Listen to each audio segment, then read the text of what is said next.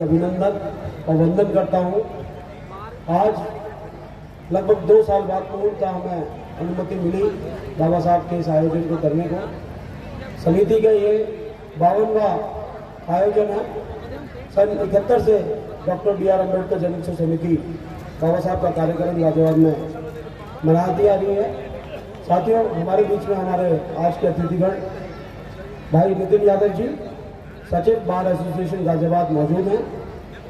साथियों, विजय सैनी जी अपना कार्यक्रम चलाते रहेंगे। इसी क्रम में आज के संचालन महोदय को कहीं जाना पड़ा अर्जेंटली। मैं आजीवन सदस्यों से और अपनी स्टैंडिंग कमेटी के सदस्यों से निवेदन करूंगा कि कृपया मंच पर आ जाएं। श्रद्धेय डॉक्टर चरण सिंह जी, श्रद्धेय इंजीनियर महेंद्र सिंह जी, श्रद्धेय एडवोकेट रामेश्वर दत्त जी, एडवोकेट जय सिंह जी, श्रद्धेय कल्याण सिंह जी, कृपया मंच पे आ जाएं। अन्य आजीवन सदस्य अगर मौजूद है, डॉक्टर साहब देखिए किसी को।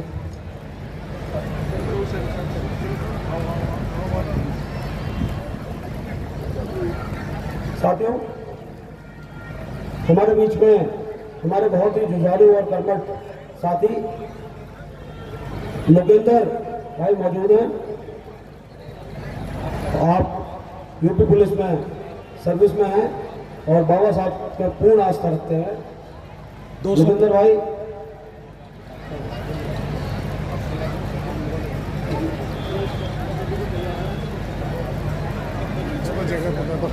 लोकेंद्र भाई के और बाबा साहब के जन्मदिवस की बधाइयां दें। साथियों, साथ ही मैं आपको ये भी अवगत कराना चाहूँगा, पिछले साल बहुत ही सीमित बाध्यताओं के साथ हमें कार्यक्रम का आयोजन करने की अनुमति मिली थी और गत वर्ष के हमारे अध्यक्ष और मेरे प्रिय मित्र भी बड़े भाई जैसे श्रद्धेय चेतन आनंद बहुत जी कोरोना महामारी की चपेट में आए और मंच से ही उनकी तबीयत 15 तारीख को खराब होने लगी और यहीं से फिर उनको सीधे डॉक्टर को और डॉक्टर के बाद हॉस्पिटलाइज किया। बहुत ही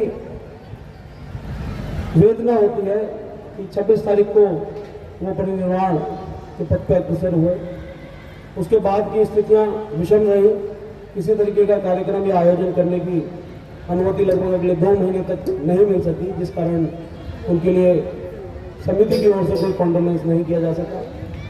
फिर पार्क को लेकर एक विवाद खड़ा हुआ जो आप सबके संज्ञान में है। उस विवाद में हम लोग आए क्योंकि पार्क कहीं ना कहीं हमसे छीन रहा था एक हमारा आस्था का केंद्र, साथ ही साथ आसपास के 2-3 किलोमीटर के क्षेत्र के लिए ऑक्सीजन सिलेंडर का काम भी करता है हमारा डॉक्टर भीमराव अम्बेडकर पार्क। इसमें मल्टी लेवल पार्किंग बनाने की बात हो रही थी। उसे आप सब लोगों के प्रयासों से, विशेषकर हमारे आसपास के एरिया में जो हमारी नारी शक्ति है, महिलाएं हैं, उन्होंने सफल बनाया और एक ही दिन के अंदर नगर निगम को अपना निर्णय भी वापस लेना पड़ा। साथियों, फिर चीज़ें आगे बढ़ी। मैं एक बार चाहूँगा कि पार्क के आंदोलन में जो महिलाओं का योगदान रहा उसके लिए आप लोग ताली बजा के उनका हार्दिक अभिनंदन और वंदन करें। साथियों, आज मैंने पहले भी इस बात के लिए बताया था कि ये पूरा कार्यक्रम हम बाबा साहब की 131वीं जयंती मना रहे हैं। साथ साथ हमारे बीच में से 2 हमारे समिति के बहुत महत्वपूर्ण स्तंभ, हमारे परम पूज्य और वयोवरिष्ठ व्यक्ति श्रद्धेय हम लोग को बाबा कहते थे, बाबा श्री राम हितैषी जी, वो भी उसी दौरान 28 अप्रैल को हमारे बीच में से चले गए। आप संत रविदास टेम्पल ट्रस्ट के फाउंडर और साथ ही सिद्धार्थ इंटर कॉलेज की आज जो आप बिल्डिंग देखते हैं जटवाड़ी में, वो भी उन्हीं की जयंती। समिति के अध्यक्ष भी रहे, आजीवन सदस्य भी थे। दोनों लोगों के लिए हम इस कार्यक्रम को समर्पित करते हैं 3 दिवस के मेले के लिए और उनको वंदन करते हैं, उनको नमन करते हैं। मैं श्रद्धेय श्री राम हितैषी जी के सुपुत्र श्रद्धेय हरीश हितैषी जी से निवेदन करूँगा कृपया मंच पे आ जाएं। श्रद्धेय भजन लाल जी, प्रीतम सिंह जी, श्रद्धेय सीबी सिंह जी, वर्तमान आयोजन समिति में उपाध्यक्ष भजन लाल जी, कृपया मंच पे आ जाए। श्रद्धेय शांति स्वरूप बौद्ध जी, अध्यक्ष भारतीय बौद्ध महासभा जनपद गाजियाबाद शाखा, श्रद्धेय नरेंद्र मोहित जी, जिला महासचिव बहुजन समाज पार्टी गाजियाबाद व सदस्य डॉक्टर अम्बेडकर जन्मोत्सव समिति, श्रद्धेय अनिल कुमार जी, श्री लेदर वाले, मैं उनसे भी निवेदन करूँ कृपया मंच पर आ जाए। आयोजन समिति की कार्यकारिणी के सदस्य, महासचिव, कोषाध्यक्ष, ऑडिटर भी कृपया मंच पे आ जाएं और आपके जो टीम के और सदस्य हैं उनको भी बुलाएं। कार्यक्रम को और आगे गति देने से पहले मैं चाहूँगा आप एक बार जोरदार तालियों के साथ स्वागत करें भाई लोकेंद्र बौद्ध जी का, जो उत्तर प्रदेश पुलिस में सेवारत होते हुए और इस बात की परवाह नहीं करते कि उनके ऊपर कोई कार्रवाई होगी। वो सदैव बाबा साहब के विचारों को आगे बढ़ाने में साथ रहते हैं भाई लोकेंद्र बौद्ध जी। और मैं विजय सैनी जी से भी निवेदन करूँगा वो यूपी पुलिस का गीत भी इनके संबोधन के बाद वो सुनाया जाए। भाई लोकेंद्र बौद्ध के लिए तालियां बजाओ, तालियां होनी चाहिए। धन्यवाद साथियों, आज पूरे विश्व में भारत रत्न, नारी के मुक्तिदाता, बहुजनों के मसीहा बाबा साहब का जन्मदिन हर्षोल्लास के साथ मनाया जा रहा है। गरीब से लेकर अमीर तक, चपरासी से लेकर राष्ट्रपति तक, जो भी व्यक्ति संवैधानिक पद पर बैठा हुआ है वो पूरे हर्षोल्लास के साथ बाबा साहब का जन्मदिन मना रहा है। साथियों, 131वां जन्मदिन है आज, और इन 131 सालों में 1956 तक बाबा साहब हमारे साथ रहे।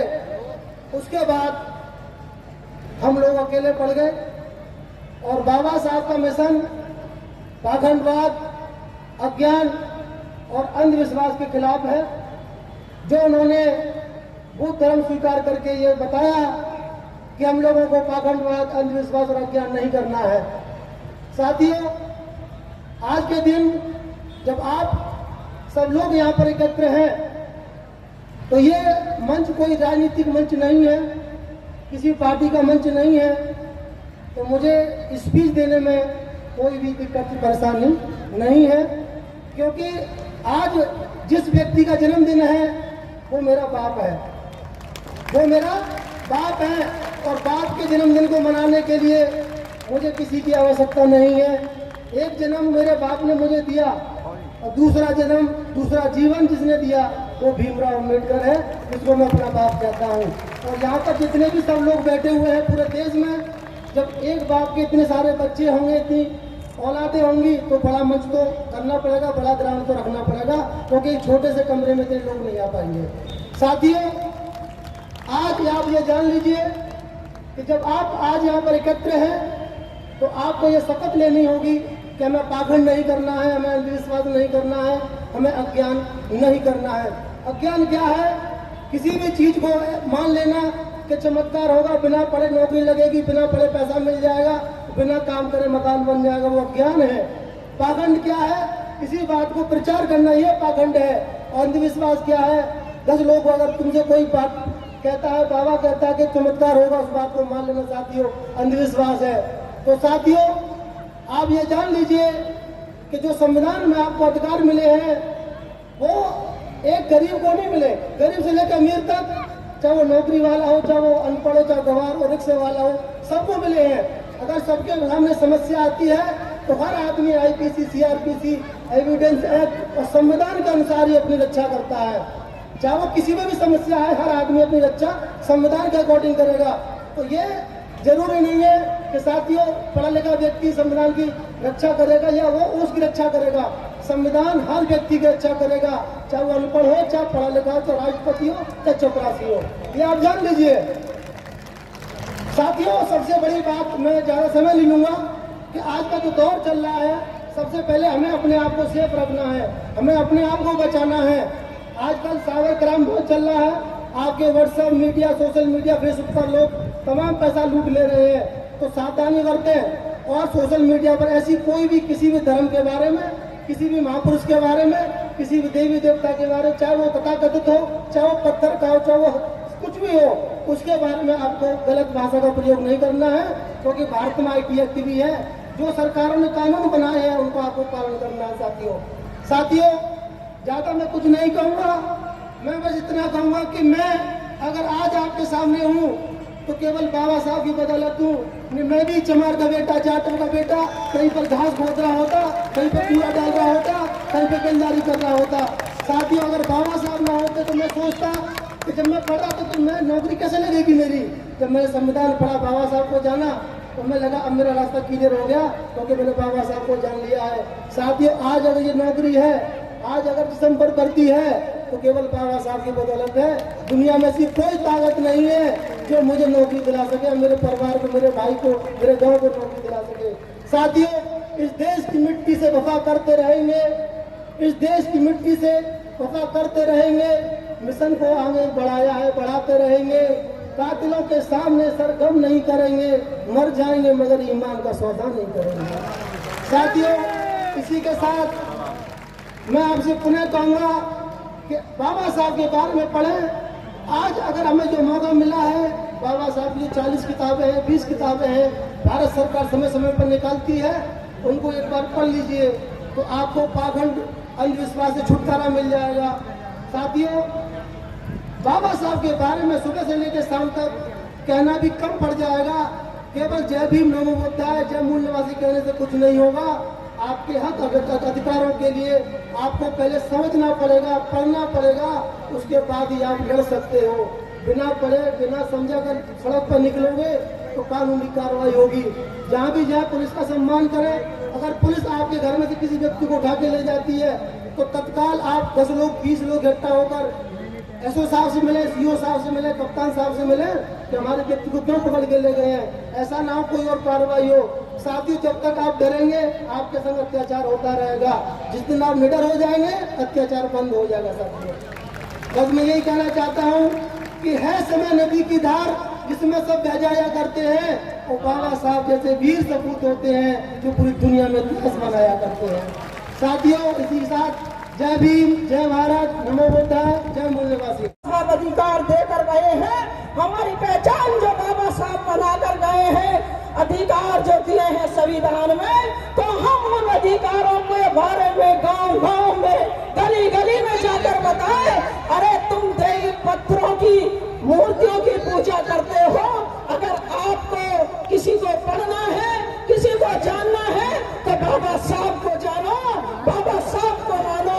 क्योंकि नारी जो आज गांव के प्रधान से लेकर इस देश की जो राष्ट्रपति बन रही है, वो बाबा साहब के अधिकार से बन रही है। वरना इस देश में जो एक व्यवस्था बनी हुई थी, उस व्यवस्था में ये लिखा हुआ था, अपना जीवन है तुम्हारी यही कहानी, और आंचल में है दूध और आंखों में पानी, शूद्र स्त्री विद्यान अभिदेवम, और दो गवार शूद्र पशु और नारी, ये सब ताड़ना के अधिकारी। इन सब की रीढ़ की हड्डी में कील मेरे बाबा साहब और माँ सावित्रीबाई फुले ठोक दिया है। और मुझे जो मैं आज यहाँ बोल रही हूँ, मेरी कोई औकात नहीं थी, मुझे मेरा कोई बोल वसूद नहीं था। अगर मेरे बाबा साहब नहीं होते, माँ सावित्रीबाई फुले नहीं होती, तो मैं आज आप लोगों के सामने इस मंच पर खड़े होकर मैं बोल नहीं पाती। ये अधिकार मुझे बाबा साहब देकर गए हैं, समानता का अधिकार बाबा साहब दे गए हैं, सबको शिक्षा का अधिकार बाबा साहब देकर गए हैं, सबको धन रखने का अधिकार बाबा साहब देकर गए हैं, और भारतीय संविधान में बाबा साहब लिख कर गए हैं कि इस भारतवर्ष में कोई लिंग भेद नहीं होगा, पुरुष और स्त्रियों में कोई अंतर नहीं होगा। जो मनुवादी व्यवस्था बनी हुई थी, स्त्रियों को जो उन्होंने दिशा बनाई हुई थी पशुओं से भी बदतर, वो मेरे बाबा साहब समाप्त कर गए हैं। क्योंकि मुझे समय कम मिला है, लेकिन मैं जो मेरे बहुजन समाज की यहाँ मात्र शक्ति बैठी है, मैं उनके सम्मान में 2 लाइन कहकर अपनी बात समाप्त करना चाहती हूँ। मैं जो नारी शक्ति बैठी है, स्पेशली मैं उन्हीं के लिए बोलना चाहती हूँ। शेरनी की नस्लें कभी श्यार पैदा नहीं करती, और मेरे बहुजन समाज की माँ, बेटी, बहनें कभी गद्दार पैदा नहीं करती, कभी गद्दार पैदा नहीं करती। और भेड़ियों की ताकत के सामने चीते कभी मरा नहीं करते, भेड़ियों की ताकत के सामने चीते कभी डरा नहीं करते। और हम सब जय भीम के दीवाने हैं, किसी से डरा नहीं करते, किसी से डरा नहीं करते। और अंत में मैं माँ सावित्रीबाई फूले जिन्होंने मुझे शिक्षा का ज्ञान दिया, उनके सम्मान में 2 लाइन कहती हूँ। अगर सावित्रीबाई फूले मेरी माई ना होती तो अपनी कभी पढ़ाई नहीं होती, अपनी कभी पढ़ाई नहीं होती। और जानवरों सी घूमती मैं इंसान होकर, जानवरों से घूमती मैं इंसान होकर, शिक्षा की ज्योति माँ तूने थमाई ना होती, शिक्षा की ज्योति माँ तूने थमाई नहीं होती। अंत में एक बात जो मैं बाद में बोल रही हूँ, बाबा साहब ने जो असमानता की बात जो करी थी, वो ये कहा था बाबा साहब ने कि असमानता प्राकृतिक होती है, असमानता प्राकृतिक होती है। किसी को लड़की बनाया है, किसी को पुरुष बनाया है, किसी को घोड़ा बनाया है, किसी को काला बनाया है। और कोई बोधि से कोई कमजोर है और कोई बोधि से कोई ज्यादा तीक्ष्ण है। लेकिन असमानता वो तो सब जानते हैं जो प्राकृतिक असमानता है। बाबा साहब ने उस असमानता के बारे में कहा कि जो एक विशिष्ट वर्ग के जो लोग अपने आप को श्रेष्ठ मानकर हम 85% के लोगों का हक अधिकार अपने आप में भर रहे हैं, उसकी भी कील बाबा साहब ठोक कर गए थे कि हमें भी बराबर समान अधिकार है और हम अब अपने अधिकारों को छीनना जानते हैं। अंत में आप सब लोगों को मेरा जय भी नमो बुद्धाय के बयान दे चले, जो देना में हम अपना एक निशान दे चले। भाई नितिन यादव जी, जोरदार तालियों के साथ उनको स्वागत किया जाए। धन्यवाद आनंद भाई। सर्वप्रथम आज बाबा साहब भीमराव अम्बेडकर के 131वीं जयंती के अवसर पर सभी साथियों को हार्दिक शुभकामनाएं, जय भीम। और इस मंच पे उपस्थित सभी आदरणीय साथियों को मेरी नमस्कार। इस प्रांगण में उपस्थित सभी साथियों को हाथ जोड़कर करबद्ध मेरे वंदना। नमस्कार। और जहां तक कहना है, आज ऐसी कोई स्थिति नहीं, कोई पद नहीं जहां पर हमारे समाज के लोग ना हो। लेकिन समस्या ये है कि लेके राष्ट्रपति तक हर पद पे हमारे लोग हैं, लेकिन ये जो तरक्की हुई, ये सफलता आई, ये केवल एकलवाद में आई। व्यक्ति विशेष की अपनी कामयाबी थी, उसकी तरक्की थी। जब आदमी बड़े पदों पे चला जाता है तो अपने साथियों का साथ देने में भूल जाता है। यदि मैं ही सोच लूं कि 2 मंजिल पर चढ़ना है तो मैं भी नहीं चढ़ पाऊंगा। लेकिन अगर मैं अपने कंधे पे अपने किसी साथी को बिठाकर पहले ऊपर चढ़ा दूं और फिर मेरा हाथ पकड़कर खींच ले तो वो भी ऊपर चढ़ जाएगा और हम भी ऊपर चढ़ जाएंगे। हमें आज ये देखना चाहिए, ये सोचना चाहिए कि सफलता, ये तरक्की हमारी अकेली ना हो। ये सफलता, ये तरक्की समाज की हो। हम एक दूसरे का साथ दें। हम लोगों को संगठित रहना चाहिए, शिक्षित होना चाहिए। और यदि अंधकार से लड़ने का संकल्प कोई कर लेता है, यदि अंधकार से लड़ने का संकल्प कोई कर लेता है तो एक अकेला जुगनू भी सब अंधकार हर लेता है। यदि हम लोग ही संकल्प कर लें तो सारा समाज आगे बढ़ेगा। और मैं अधिवक्ता भी हूँ, अधिवक्ता होने के नाते मैं इस मंच से आप लोगों को यह आश्वासन देना चाहता हूँ। मुझसे भाई आनंद ने कहा था कि हमारे न्यायालय परिसर में समस्त कोर्टों में बाबा साहब की मूर्ति होनी चाहिए। हाल तो ये हमारा नैतिक दायित्व था, हमारी जुडिशरी का भी दायित्व था कि वो अपने आप ही भारत रत्न बाबा साहब की मूर्ति लगाती अपने प्रांगण में। और लेकिन मेरी आज देर शाम अपने जिला जज साहब से बात हुई, उन्होंने हमें इस बात का आश्वासन भी दिया है कि सभी कोर्टों में बाबा साहब की तस्वीर होगी। और अधिवक्ता होने के नाते हम पहले से भी, हमारी टीम भी इस काम पे लगी हुई है। हमारे समाज का कोई आदमी जिसे न्याय ना मिल रहा हो उसके लिए हम फ्री व्यवस्था भी रखते हैं। अगर किसी साथी को कोई समस्या हो, आनंद भाई से मिले, हमसे मिले, हम लोग उनकी लड़ाई फ्री भी लड़ेंगे। इन्हीं बात के साथ जय भीम, जय भारत, नमो बुद्धाय। बहुत बहुत आभार भाई नितिन यादव जी का। साथियों, मैं अध्यक्ष जी से निवेदन करूंगा और अपने स्टेयरिंग कमेटी से निवेदन करूंगा कि उनको सम्मान प्रतीक देके सम्मानित किया जाए। श्रद्धेय डॉक्टर चरण सिंह जी, श्रद्धेय रामेश्वर दत्त एडवोकेट जी, श्रद्धेय एडवोकेट जयसिंह जी, सभी लोग सामूहिक रूप से कर दें। और भाई विजय सैनी जी, एक गीत की प्रस्तुति आपकी ओर से हो ताकि आगे का कार्यक्रम थोड़ा उसी रूप से बढ़े। इसी बीच में मैं आमंत्रित करूंगा भाई नरेंद्र कुमार जी, अच्छा नरेंद्र मोहित जी को, जिला महासचिव बहुजन समाज पार्टी।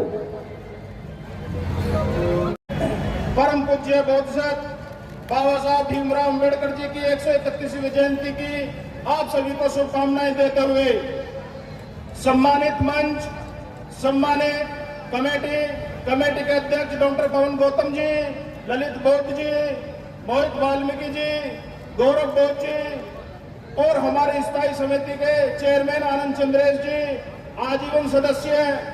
और मैं सबसे ज्यादा बधाई के पात्र तो वो है कि जिनके आशीर्वाद से इस प्रांगण में हम 51वीं 52वीं जयंती मना रहे हैं, जो इस समिति के संस्थापक सदस्य रहे। मैं सभी का आभार व्यक्त करता हूं। सम्मानित साथियों, सभी वक्ताओं की बात सुनी, बहुत अच्छा लगा। मैं आपको एक बात बताना चाहता हूं, एक बात कहना चाहता हूं कि आज हम बाबा साहब की 131वीं जयंती मना रहे हैं, तो आज हमें सिर्फ बाबा साहब पे ही बात करनी है और बाबा साहब के ही कार्य को आगे बढ़ाना है। सम्मानित साथियों, परम पूज्य बोधिसत्व बाबा साहब ने हमें 3 मंत्री नहीं दिए थे। हम चौथे की बात क्यों नहीं करते? हम 3 की क्यों बात करते हैं? हमें चौथे की भी बात करनी है। असली बात जो कही थी परम पूज्य बोधिसत्व बाबा साहब ने, जो कहा था कि मैं मेरे बहुजन समाज के लोगों, यदि इस कार्य को आप आगे ना बढ़ा सको तो इसे पीछे मत ले जाना। हमें शिक्षित भी बनाना है, हमें संगठित भी रहना है, हमें संघर्ष भी करना है। लेकिन देश के अंदर जो माहौल बना हुआ है वो किसी से छुपा हुआ नहीं है। आज देश खतरे में है, संविधान खतरे में है। जब संविधान खतरे में आ जाएगा तो देश का एक एक नागरिक खतरे में आ जाएगा। बहुजन समाज के जितने भी साथी उपस्थित हैं, मैं तो सभी से एक ही बात कहना चाहता हूं कि हमें चीन के जैसा मौका नहीं देना है, हमें श्रीलंका के जैसा मौका नहीं देना है। आपने देखा होगा कि किस तरह का समय चल रहा है। सम्मानित साथियों, समय का अभाव है। समय की भद्रता को देखते हुए मैं ज्यादा न कहते हुए मैं अपनी बात को विराम दूंगा। समंदर छोड़े अपना किनारा, हिल जाए जहां सारा, जब गूंजे जय भीम का नारा। जय भीम, नवोदय। धन्यवाद। वो लोग और उनकी टीम यहाँ पे मिशन पे बैक टू सोसाइटी के नाम से कोचिंग इंस्टीट्यूट चला रही है, रविदास स्कूल में चल रहा है, जिससे लगभग 28 बच्चे सिलेक्ट हुए हैं पिछले 3 वर्षों में। मुरली जी यहाँ मौजूद हैं, उनको भी हम साधुवाद की बात करते हैं, उस पूरी टीम को, और इस बात का भी निवेदन करते हैं कि अगर सामाजिक संस्थाएं इस तरीके का कार्य कर रही हैं तो उनके लिए बढ़ चढ़कर समाज को आगे आना चाहिए, उनकी मदद करनी चाहिए। पूर्णतः निःशुल्क रूप से वो चल रही है संस्था और कोई गवर्नमेंट एड या कुछ नहीं लिया जाता। कुछ अधिकारी हैं, चंद लोग हैं, कल्याण सिंह जी हैं, कुछ और साथीगण हैं, मनोज जी हैं, आप सब लोग चला रहे हैं। हरस्वरूप प्रोफेसर चंद्रशेखर जी थे जो उसको पूरी तरीके से कंट्रोल करते थे। बहुत युवा साथी थे, PhD होल्डर थे, डॉक्टरेट थे, उनको भी पिछले कोविड के टाइम में वो भी हमसे दूर हो गए और इसके बाद बड़ी कई महीनों तक संघर्ष था। अब फिर से उसको सुचारू रूप से चालू कर दिया गया।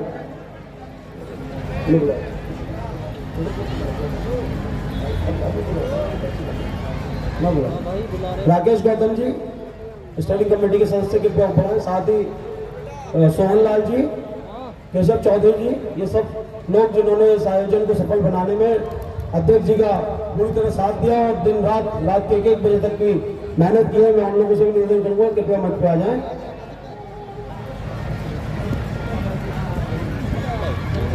नमो बुद्धाय। बाबा साहब के जन्मदिन के उपलक्ष्य में मैंने एक कविता लिखी है और उसका शीर्षक है मत काटो प्रतिभा को आरक्षण की तलवार से।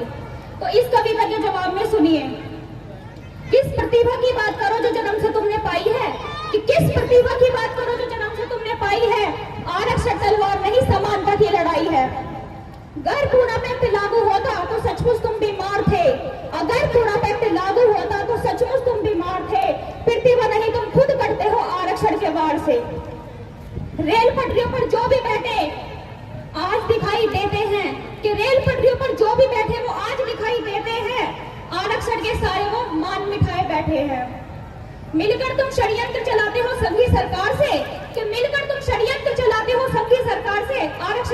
आरक्षण नहीं, तुम खुद करते हो आरक्षण के वार से।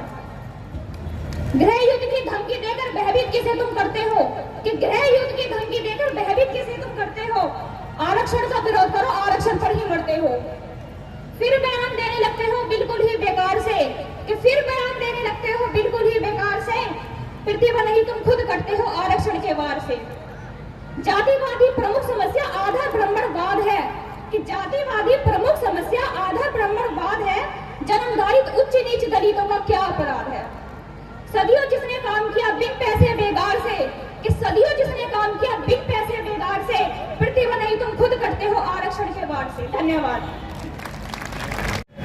परम पूज्य बोधिसत्व बाबा साहब भीमराव अम्बेडकर जी की 131वीं जयंती की आप सभी को शुभकामनाएं देते हुए सम्मानित मंच, सम्मानित कमेटी के अध्यक्ष डॉक्टर पवन गौतम जी, ललित बौद्ध जी, मोहित वाल्मीकि जी, गौरव बौद्ध जी और हमारे स्थायी समिति के चेयरमैन आनंद चंद्रेश जी आजीवन सदस्य हैं। और मैं सबसे ज्यादा बधाई के पात्र तो वो है कि जिनके आशीर्वाद से इस प्रांगण में हम 51वीं 52वीं जयंती मना रहे हैं, जो इस समिति के संस्थापक सदस्य रहे। मैं सभी का आभार व्यक्त करता हूं। सम्मानित साथियों, सभी वक्ताओं की बात सुनी, बहुत अच्छा लगा।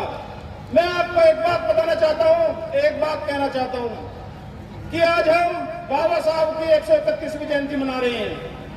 तो आज हमें सिर्फ बाबा साहब पे ही बात करनी है और बाबा साहब के ही कार्य को आगे बढ़ाना है।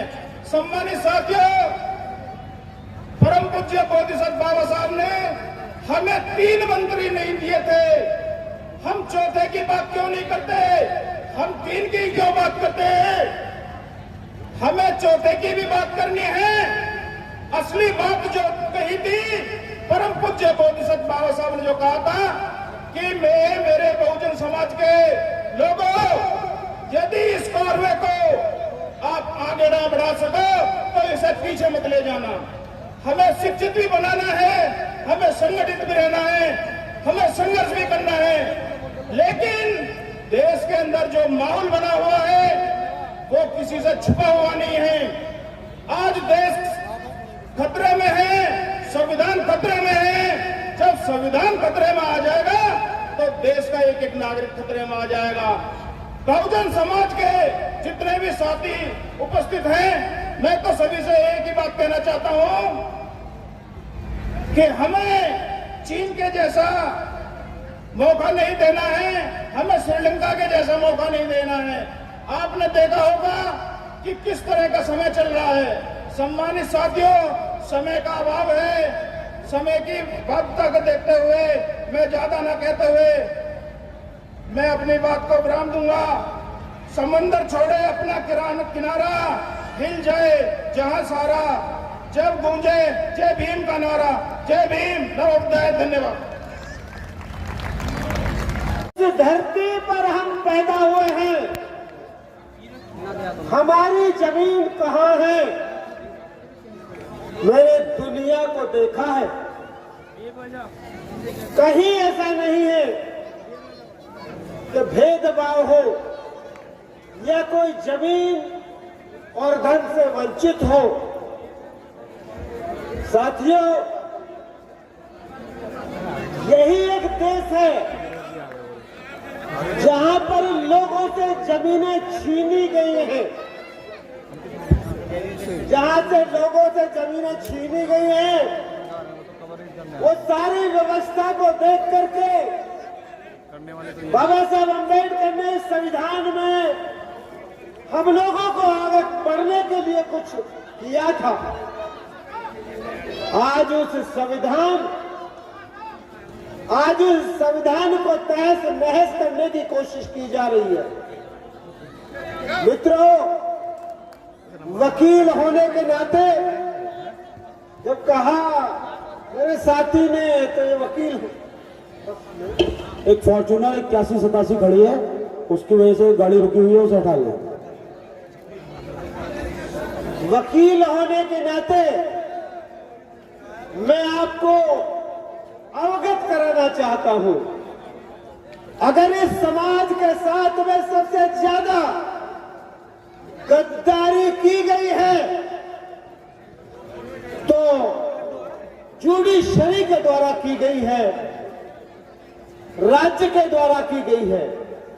मित्रों, कल मैं एक कार्यक्रम में बोल रहा था, वह सारे पढ़े लिखे लोग थे। मैंने उनसे पूछा कि आप बताइए कि राज्य क्या होता है। बहुत वकील भी थे, प्रशासनिक अधिकारी भी थे कि राज्य क्या होता है। कोई उत्तर प्रदेश राज्य बता रहा था, कोई दिल्ली राज्य बता रहा था, कोई कुछ बता रहा था। मैं कहा नहीं, राज्य का मतलब है भारत सरकार और पार्लियामेंट, सभी राज्यों के विधानमंडल और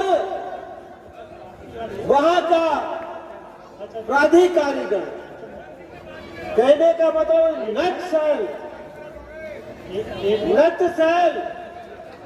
चपरासी से लेकर प्रेसिडेंट तक राज्य में आता है। हमें अगर किसी ने नहीं दिया है न्याय, राज्य की ड्यूटी क्या होती है? जिनकी फॉर्च्यूनर 8888 राज्य की ड्यूटी होती है, उसको जरा हटा दें। राज्य का कार्य युक्ति युक्त फेयर होना चाहिए, अनआर्बिट्ररी होना चाहिए। इन्हीं सज्जन की फॉर्च्यूनर 187 खड़ी हुई है, हमें उसको जरा गाड़ी बची की है लोगों ने, तो राज्य ने की है। There is no equality before law and equal protection of law, वो हमको नहीं मिला है। किसी सज्जन की फॉर्च्यूनर 8187 खड़ी हुई है, कृपया हटा